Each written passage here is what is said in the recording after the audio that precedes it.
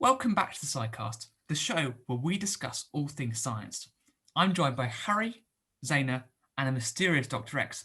No, wait, we're not joined by Harry today. Unfortunately, he can't join us. So instead, we are joined as a guest by the curious, the creative, and the cunning Cameron. Hello, Cameron. Welcome. Hi, thanks for having me. No worries. Thanks for coming along. Today, we discuss ways to die in space, the Eiffel Tower, Nitinol, and why football is such a beautiful sport. I'm Max, and this is the Sci-Cast.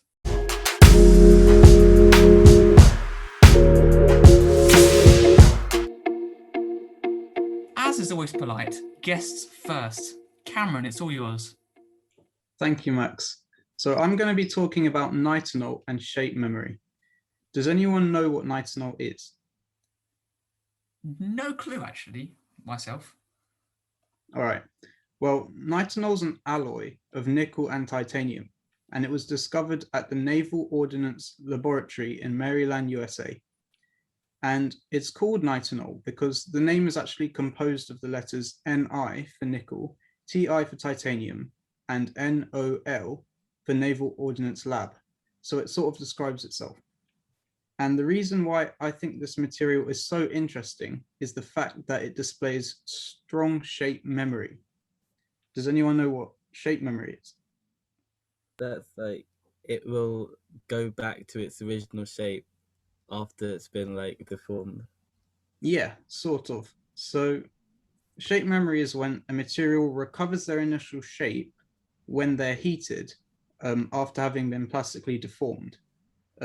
What this means is that if you take a piece of nitinol wire and bend it into, for example, a knot, it will remain in that shape, but until the moment you heat it up, it will return to its original shape as a straight wire.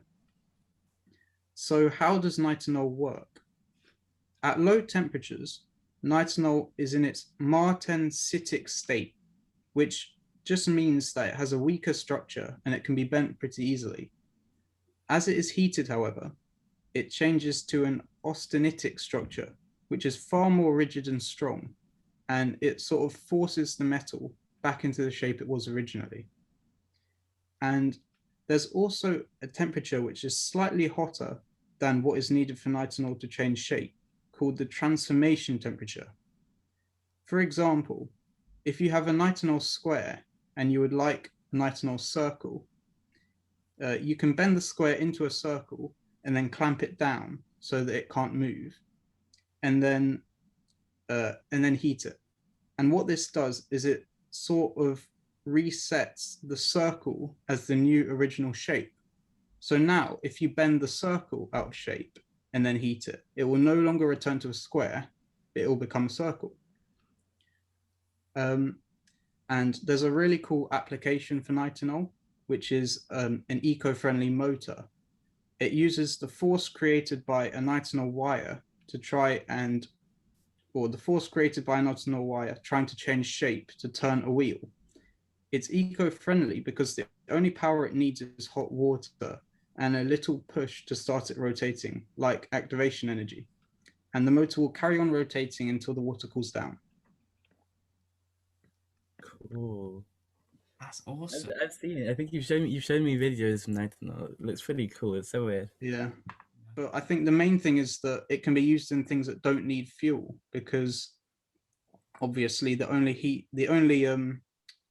sort of energy that it needs is hot water or anything that's hot to heat it up. Yeah. Thanks, Cameron. Zaynah, what are you discussing about today? So today I'm going to be talking about the science behind the Eiffel Tower. So the Eiffel Tower was built in 1886 for 2 years by the French engineer Gustave Eiffel, hence the name, very imaginative, I know. Mhm. And his company specialized in building metal frameworks and structures. So what do you think of when I say the Eiffel Tower? Do you think it looks nice? What do you think its purpose is for? It's very, very beautiful. I think it's just Paris. That's all I think of when I hear that. I always think it looks like a big pylon, Yeah. but I don't actually know what it does. Like a TV mast. Dr. X? Is it like that? Or is it like got this like sort of stigma of like romance surrounding it? Yeah, well, I think we all do think of that about Paris. But actually, originally it was made for the Paris World Fair. And basically, all the journalists and all the prominent artists at the time, they hated it. They thought it was really ugly because it was built by engineers and not architects. And it was actually meant to be destroyed after 20 years. However, you could say that science is the thing that actually saved it. So after Gustave Eiffel created the structure, he had to kind of specify its purpose to show that it was worth being there and shouldn't be demolished. And it was used for meteorological and astronomical observations, physics experiments, and also as a strategic vantage point. And he also had a passion for aerodynamics and carried out a series of observations on gravity using the Eiffel Tower. And this consisted of 5,000 trials. And some of the other scientific experiments that took place there was to do with Foucault's pendulum, which might have to be a sequel for next time, so don't ask me about that. And also the mercury pressure gauge and physiological studies and radio contact. So we can see that it's not just a pretty landmark. And in the end, the role of the Eiffel Tower was to be an enormous antenna, which was used for wireless broadcasting, and that's what kind of saved it from destruction. Now, Cameron's not allowed to answer this question because he's annoying and already knows the answer, but Max and Dr. X, do you know how tall the Eiffel Tower is? 500 feet? You're wrong, but even if you did give me the right answer of 300 meters, I still would have said you were wrong. Because basically you could say that there's more than one answer, maybe a bit of a trick question, and the Eiffel Tower can actually grow up to 15 centimeters taller in the summer. So you're all a lot physics-minded than me, more physics-minded than me. So you'll know the answer is actually quite simple, and it's all to do with thermal expansion. So the Eiffel Tower is made up of iron, not steel, and it's covered with a thick coat of paint around every 7 years to stop it from corroding. And when the substance is heated up, its particles gain kinetic energy, move faster, and take up more space, so hence it looks taller. And on the other hand, a drop in temperature will cause it to contract again. And most large structures like the Eiffel Tower and bridges are all constructed with this principle in mind. And so they're built with expansion joints, which allow them some leeway to expand and contract a little without breaking. So to finish off with, I don't know if you know this, but there's actually 72 names of scientists listed on the borders of each of the 4 sides of the Eiffel Tower as an homage to the men in science. And although it wasn't completely popular when it was first built, I think you'll all agree now that it's kind of the symbol of France and actually quite closely linked to some of the technical advancements in radio and television. Thanks, Zaynah. Dr. X, are you going to tell me how many ways are there to die in space and how? I'm not gonna tell you how many ways there are to die in space because they're like Loads. there are loads, but I will tell you about a couple of ways to die in space. So space is big and scary, and seems to be a huge interest of mankind. Like there's something alluring about the infinitely unknown. Usually, Harry tells us something interesting about space, but as he can't make it today, I thought I'd fill in with a couple ways to die in it. Okay, so what springs to mind with you guys? What springs to mind when I say ways to die in space? Let's start with our guest, Cameron. I think of astronauts dying. I think that's quite simple. Nice, makes sense. Astronauts in space, they die. Radiation. Radiation too, yeah. Radiation can be Maybe, dangerous.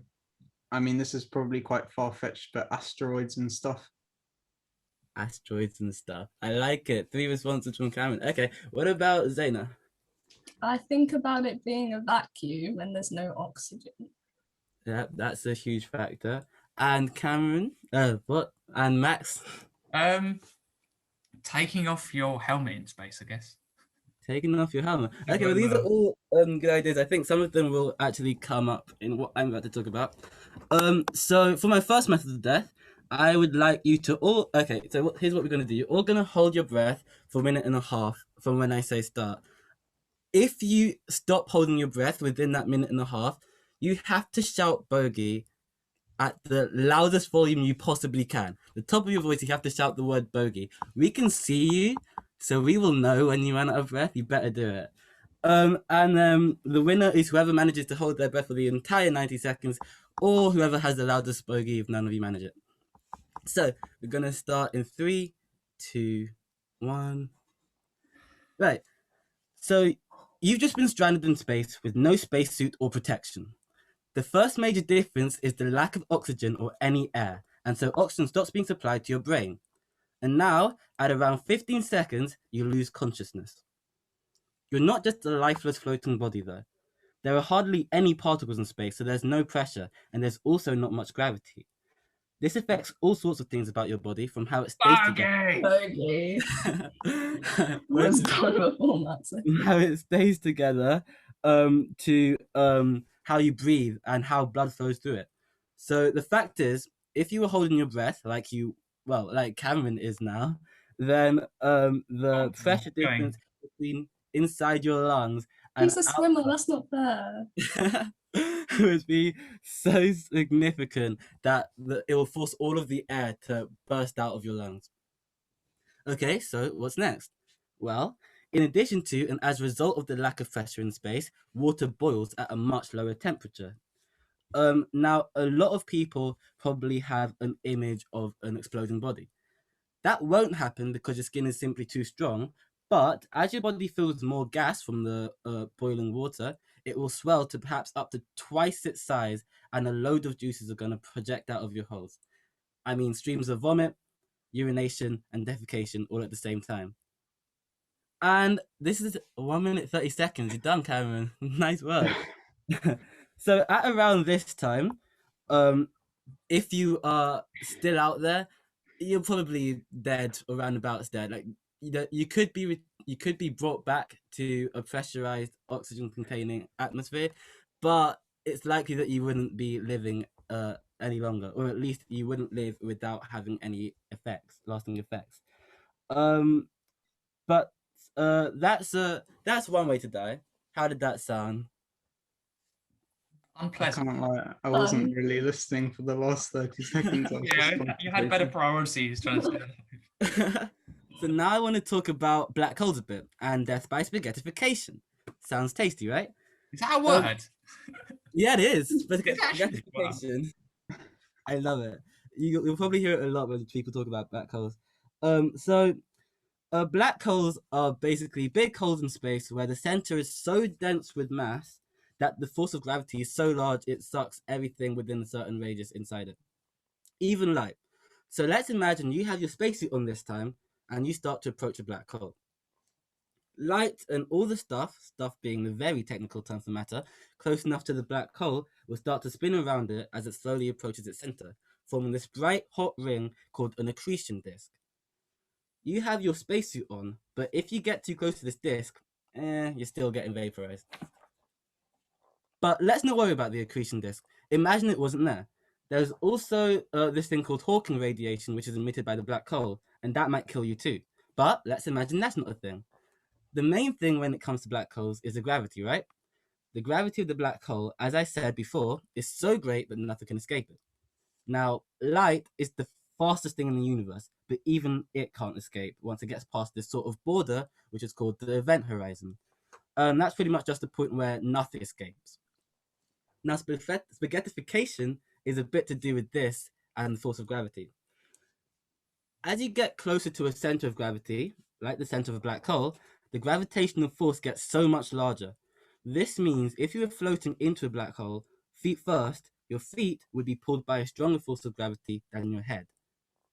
For supermassive, or just like very large black holes, the change in gravity is probably small enough that this won't really affect you, and you could cross the event horizon fully intact. But when you get on the other side of it, you're never escaping.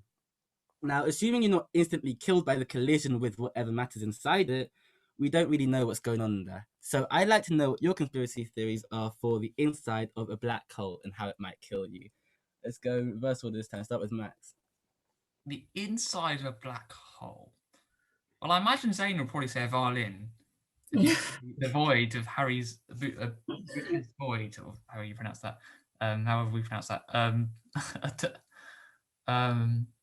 Did people see what we suggested for that? I've heard there's like a white hole inside. Like there's some. I'm not an astronomer, so I'm just maybe waffling here. Cameron's nodding his head. Yeah. So I think there's white holes are sort of hypothetical, but it's like the other end of a black hole where things come out.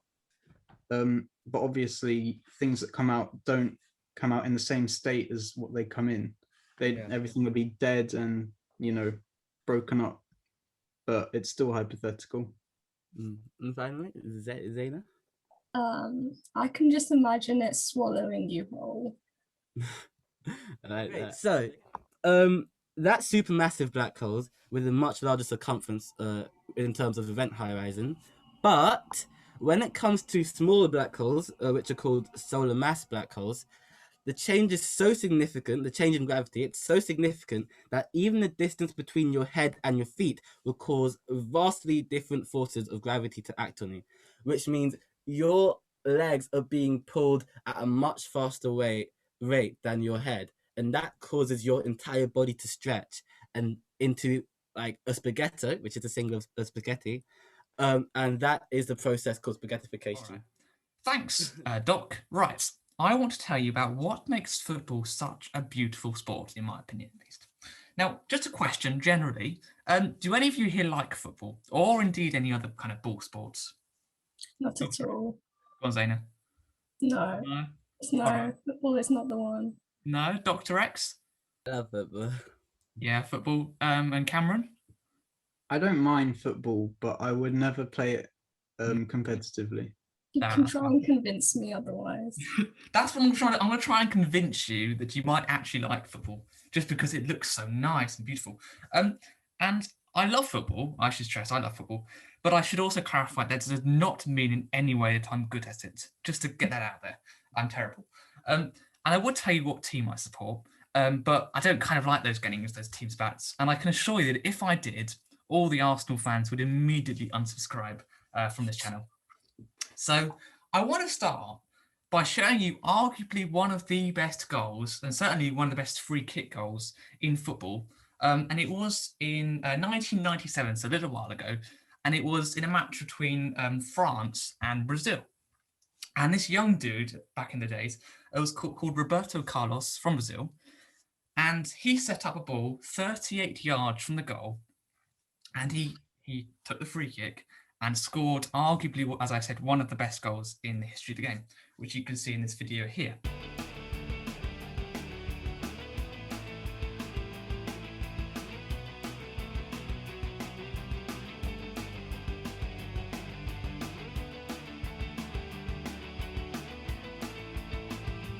And the reason it is one of the best goals is because when he initially kicks the ball, it is actually aiming away from the goal. But for some reason, it just literally before it reaches the goal, it swerves and goes into the goal. But why does this happen? Well, it's to do with something called the Magnus Effect. And unsurprisingly, it was founded by or produced by this guy called Heinrich Gustav Magnus, although it was actually observed by Sir Isaac Newton. But let's be honest, he's kind of got his own glory elsewhere.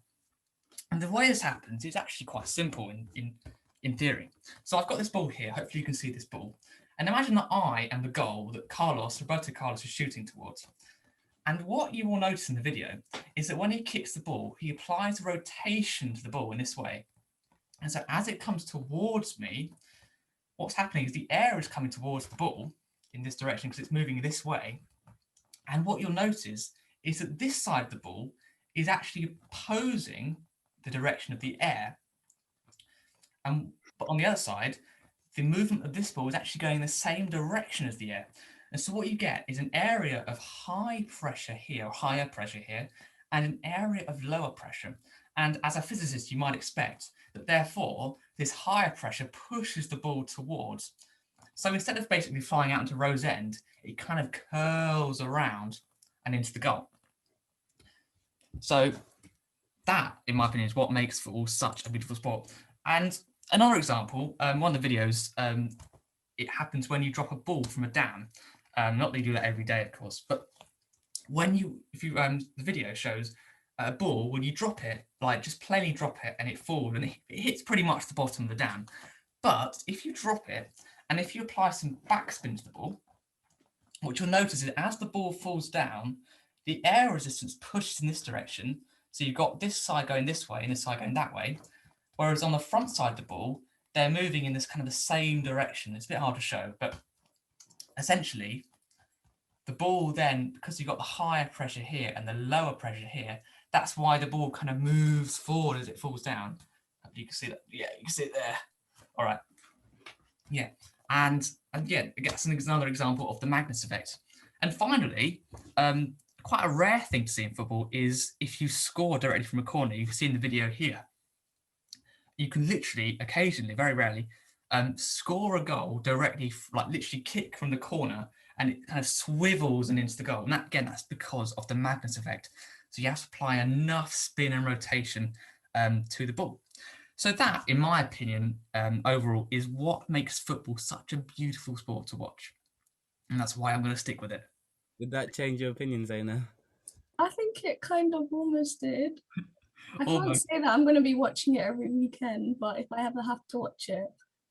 That's all from us today. Thank you once again to the guests of Honor Cameron, Zaynah, and the mysterious Dr. X. Be sure to like, subscribe, share, and check out our other episodes. Goodbye.